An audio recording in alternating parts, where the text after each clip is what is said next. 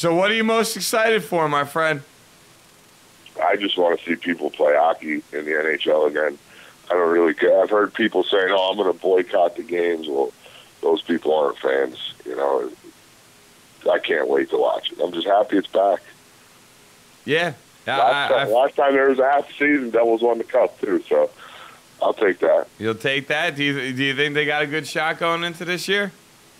I don't know. It's tough. You lose a guy like Parisi. I mean, Erich can replace him. It's going to depend on whether, like, role players like Clarkson are going to be able to put up another 20-goal year or not. Things like that are going to make a difference. What kind of play you think Brodeur is going to give the team?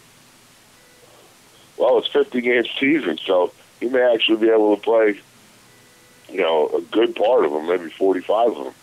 Or maybe they'll relax. Maybe they'll give him rest because they do have a good backup. You know, maybe they'll play him 30 and 20 and then save him for the playoffs a little bit. But he's the type of guy going into the playoffs, he has to be rolling. The last 50 games of the year are usually pretty important for Brodeur. You know, I like to see him get rest early. So, you know, this may actually be good for him. Now, when you outside of the Devils, who's the one team in the East you think people should watch out for? In the East? Yeah.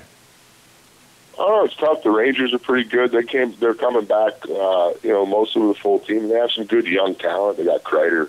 They'll have for a whole year this year. The Rangers look good, as much as I hate to say it. And then, you know, we always got to watch out for a guy like Ovechkin in Washington, things like that. But those guys who are over in Europe are going to have a tough time transitioning when they come back. You may notice that it's a totally different game in Europe than it is here. Out there, they play on Olympic-size ice. It's not an NHL surface, which is much bigger. So there's a lot more space. So these guys have a lot more time to do things with the puck than they do in the NHL, where, you know, everything's tightened up, so it seems a little bit quicker. And there's a lot more stick work out there. You know, guys do a little bit more slashing and hooking than they do body checking. Yeah. So it's going to be a transition for those guys coming back, too. Now, over on the other side, you got the LA Kings, your defending Stanley Cup champs. Do you think they got it in them? I mean, Jonathan Quick was something special, and that team just played so fast last year. I personally, I mean, just off the top of my head, they've got to be the team that I'd say watch out for. They got a very good team, but look out for the Minnesota Wild. You know, don't sleep on those guys. They just picked up two of the better younger players in the league, in Parisi and Sutter. And those guys played together as kids. So they're going to be a pretty good team. Yeah. Now, do you think, all in all, with the lockout, you know, coming to an end, how much support are you as a NHL fan, or how much support do you think any of the average NHL fans really are going to give the league right now? Do you think with the idea of a 10-year agreement in front of them that for them it'll be a little easier to forgive and forget? Or is this something where it's going to take fans a little bit of a time before they're willing to get back into it? I think your hockey fan, you know, maybe 75. I don't know. I mean, all the people I talked to yesterday, I was out on a pond playing with some guys who love the sport. They were all excited. Everybody's itching to watch games. My buddy's already talking about games we're going to go to, how we can just pay the usher a couple dollars, get into the Fire and Ice bar, you know. So everybody's kind of itching to go, ready to go. But, you know, some people, they take it personally for some reason. The way I look at it is, if you've ever played any sport past the youth level, you know it's a business. So things like this are going to happen. There's a lot of people out of work right now, but nobody gets mad at a union who strikes with guys making $30 an hour. And there's people who don't have jobs who'd be happy to do those jobs. So this is on a way bigger scale. Don't get me wrong, but it's a business. And these guys got to look out for themselves, and that's what they're doing. Yeah, I don't know, it just takes away, though, from the game, to me, anyway, that it does. It happens so often. They're fighting over so many millions of dollars. When you have guys like the ushers at those stadiums that lost their jobs because they don't have an arena to go to and do events. I mean, it works on such a bigger scale and a bigger concerts. level. Yeah, but they're not. Come on, now, you got to remember, a lot of the ushers at those places, it's their second jobs. Yeah, but still, it's taking an income away from families who aren't making millions. And another thing, too, is that, some people are going to come back really quick. And listen, your true hockey fan will be there come drop of the first puck. But for the average fan that watches it occasionally or if it's on, some of them just, all those fans that they were trying to build, they end up losing once a lockout like this happens. So, I mean, I'm interested to see how many of those come back. Because, I mean, the Devils already, I look at a team like the Devils, they already don't sell out their building on most nights.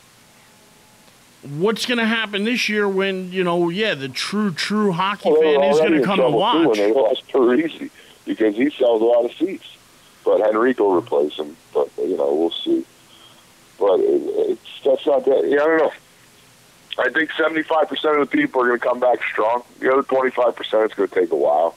2-3 years, it'll be booming again. It's not going to start out amazing, but I work in retail, so I get to see a lot of everyday people all the time.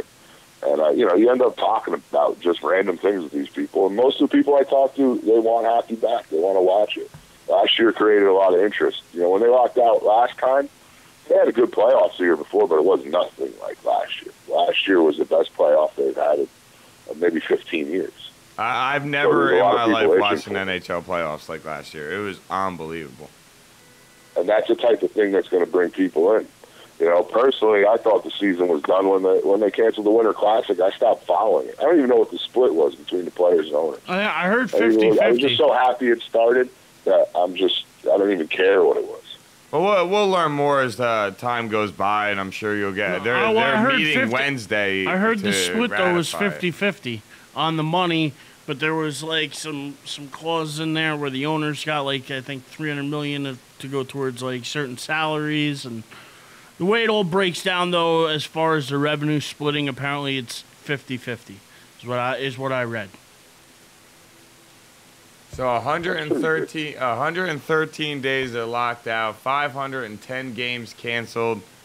But ladies and gentlemen, we have hockey for the 2013 year. What do you think it's going to be like if they do all in-conference games for the Winnipeg Jets? They play in the Southeast Division. Have you ever seen where Winnipeg is? No.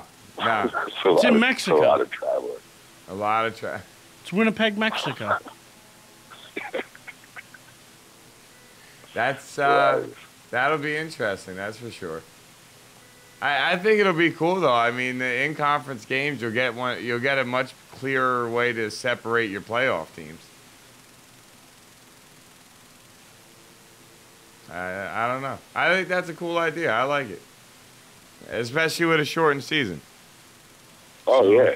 And then, it's just going to be the finals. It's going to be two teams that haven't seen each other in a while. But usually they don't play the West that much anyway. They've been playing a lot more in-conference games lately. They've been adjusting the schedule that way anyway.